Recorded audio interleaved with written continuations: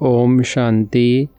आज की अव्यक्त मुरली का सार, मेरे को तेरे में परिवर्तन कर, बेफिक्र बादशाह बनो।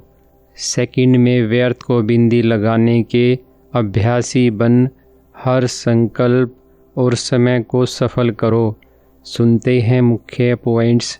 पहली पॉइंट, आज चारों ओर के अपने बेफिक्र बादशाह बच्चों को देख रहे हैं।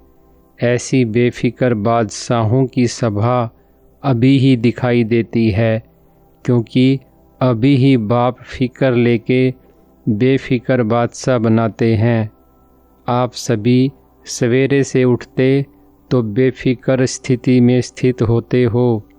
खाते पीते कर्म करते कोई फिक्र नहीं, सोते हैं तो भी बेफिक्र। ऐसे बादशाह और बेफिक्र, उठो सो बेफिक्र, ऐसे अनुभव करते हो, क्योंकि आप सबने बाप को फिक्र देके फ़कुर ले लिया, इसलिए बेफिक्र बादशाह बन गए। फ़कुर है तो आपके मस्तक में लाइट की चमक चमकती है। अगर फिक्र आ जाता है तो बोझ की टोकरी आ जाती है।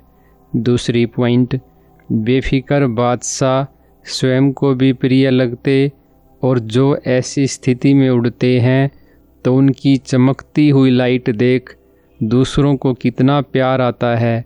इसलिए बाप दादा सदा बच्चों को बेफिक्र बादशाह की स्थिति में इसी स्मृति स्वरूप में टिकाते रहते हैं।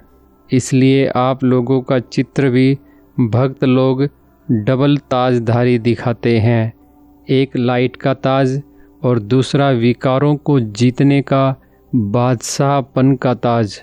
डबल ताज दिखाते हैं। इसलिए बाप दादा सदा हर बच्चे को यही शिक्षा देते हैं। सदा मौज में रहना बहुत सहज है। क्यों सहज है? सिर्फ हद का मेरापन बाप को दे दो। मेरे से तेरा किया तो बेफिक्र बादशाह बन गए। तीसरी पॉइंट, ते और मैं, इस शब्द के अंतर में बेफिक्र बादशाह बन जाते। एक ही शब्द का अंतर है, तेरा मेरा। अगर कभी भी फ़कुर के बजाय फिक्र आता है तो अंतर सिर्फ तेरे के बजाय मेरा मानने से फिक्र आता है। सेवा का फिक्र वह अलग बात है, लेकिन वह फिक्र औरों को भी बेफिक्र बनाने का साधन है। अपने संस्कार से अगर फिक्र आता है तो उसको उसी समय ही मेरे के बजाय तेरे में चेंज कर दो। बाप को फिक्र दे दो और फ़कुर ले लो, क्योंकि बाप आया ही है बच्चों का फिक्र लेके फ़कुर देने। बाप दादा कुछ समय से बच्चों को यह बता रहे हैं कि वर्तमान समय के प्रमाण कभी भी कुछ भी हो सकता है और कभी भी हो सकता है। चौथी पॉइंट, हर एक बच्चे को अपने को यह अटेंशन देना है कि 1 सेकंड में बिंदी लगाने चाहो तो लगा सकते हो। इतना अभ्यास है कि उस समय के सर्कमस्टांस प्रमाण पुरुषार्थ करके व्यर्थ को मिटाने की आवश्यकता पड़ेगी। लगाओ बिंदी और लग जाए क्वेश्चन मार्क, क्यों, क्या, कैसे। उस समय यह सोचते रहे तो आने वाले समय में जो लक्ष्य है बाप के साथ चलेंगे। बाप तो सेकंड में चला जाएगा, क्योंकि बिंदी है और सेकंड भी बिंदु है और फुल स्टॉप भी बिंदु ही है। तो आपका भी इतना अभ्यास है। इसके लिए अब से इस अभ्यास के अभ्यासी होंगे तो बाप समान श्रीमत का हाथ में हाथ देते हुए अपने घर पहुंच जाएंगे। 5वीं पॉइंट, बाप दादा ने पहले भी सुनाया कि 2 बातों का अटेंशन अंडरलाइन करो। 2 बातें कौन सी? एक संकल्प का खजाना और दूसरा समय का खजाना। खजाने तो बहुत मिले हैं, ज्ञान का खजाना, शक्तियों का खजाना, क्योंकि यह संगम का समय सारे कल्प में अमूल्य विशेष समय है। इस समय ही जितनी प्राप्ति करने चाहो उतनी कर सकते हो, क्योंकि यह एक जन्म महान जन्म है। एक जन्म में अनेक जन्मों की प्रारब्ध बनाने का है। संगम युग का समय 1 सेकंड भी गंवाना नहीं है। 1 सेकंड का कनेक्शन अनेक जन्मों के साथ है। 6 पॉइंट, संकल्प इस संगम के जन्म का विशेष आधार है। देखो, जो योग लगाते हो तो मन मना भव कहते हो। मन का काम ही है संकल्प करना। संकल्प द्वारा ही याद के यात्रा की अनुभूति करते हो। 1-2 में भी खास भिन्न भिन्न संकल्प देके अभ्यास कराते हो ना, तो सब चेक करो। समय की रफ्तार सारे दिन में चलते फिरते कर्म करते संबंध में आते अमूल्य रूप से रही, क्योंकि समय अमूल्य है। संकल्प सर्वशक्तिवान बनाता है। 7 पॉइंट, बाप दादा बार बार कहते हैं, हे बाप दादा के लाडले, दिल में बसने वाले बच्चे, अब व्यर्थ खाते को समाप्त करो, सफल करो। सफल करना ही सफलता है। 1 सेकंड गया यह नहीं सोचो, हर सेकंड हर संकल्प सफल हुआ। इतना अटेंशन अपने ऊपर रखना ही है। इतना फुल स्टॉप लगाने की चेकिंग करो। अलबेले नहीं बनना। बाप दादा ने देखा है कि बहुत बच्चों को हाथ उठाने का रिटर्न करना याद रहता है और कोई याद रखने में भी अलबेले हो जाते हैं। बाप दादा से रूह रिहान बहुत अच्छी करते हो जाएगा। बाप दादा भी ऐसे अलबेले बच्चों का सुन के मुस्कुरा देता है, और क्या करे।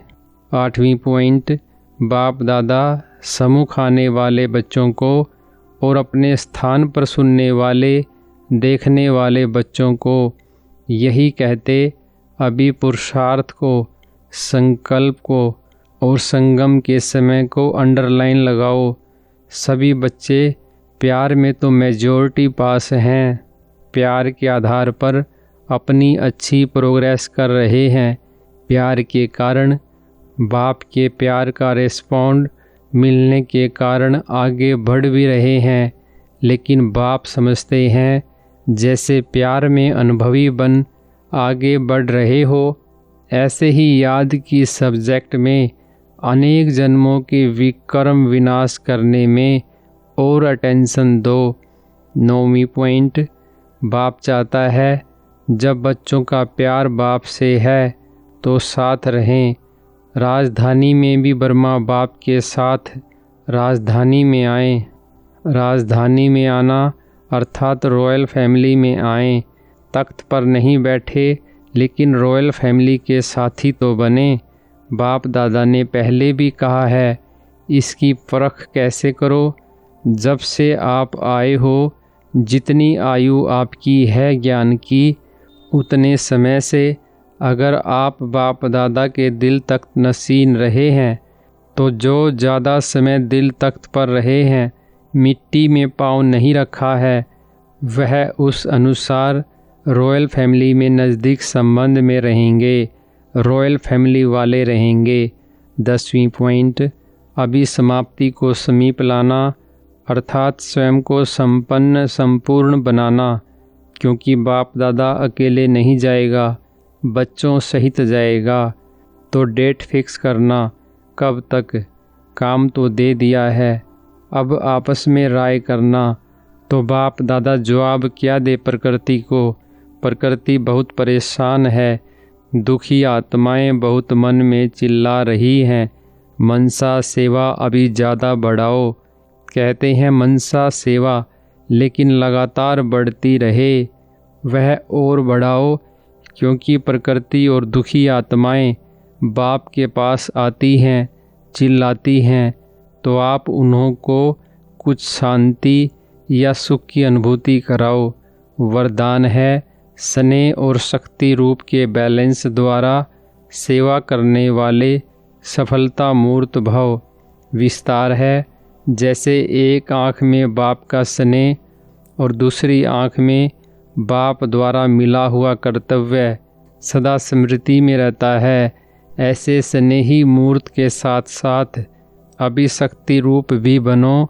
स्नेह के साथ साथ शब्दों में ऐसा जौहर हो जो किसी का भी हृदय विदीर्ण कर दें।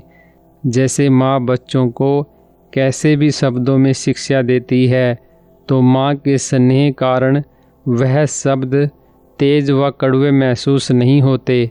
ऐसे ही ज्ञान की जो भी सत्य बातें हैं उन्हें स्पष्ट शब्दों में दो, लेकिन शब्दों में स्नेह समाया हुआ हो तो सफलता मूर्त बन जाएंगे।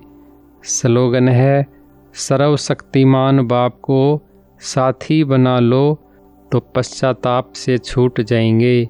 अच्छा, ओम शांति।